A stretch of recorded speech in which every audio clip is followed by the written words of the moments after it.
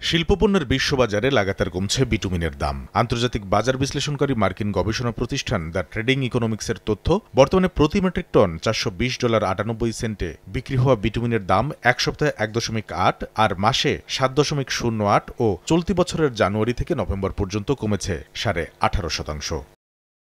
দুর্বল চাহিদার বিপরীতে পর্যাপ্ত যোগান থাকার কারণেই সড়ক মহাসড়ক সহ পানিরোধী অবকাঠামো নির্মাণে দরকারি এই পণ্যের দাম কমছে বলে জানিয়েছেন বাজার বিশ্লেষকরা।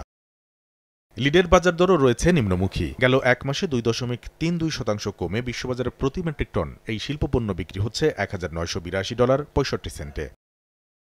বড় ধরনের পতনের মুখে রয়েছে পলিইথিলিনের দাম।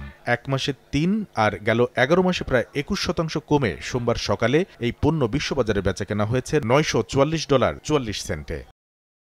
দরদামে নিজের শক্ত অবস্থান ধরে রেখেছে মূল্যবান শিল্পপণ্য খ্যাত টিন। বর্তমানে প্রতি মেট্রিক টন টিনের দাম পড়ছে $38,041। এক সপ্তাহে 2.5%-এর বেশি আর নভেম্বর পর্যন্ত গেল 11 মাসে দাম বেড়েছে প্রায় 31%।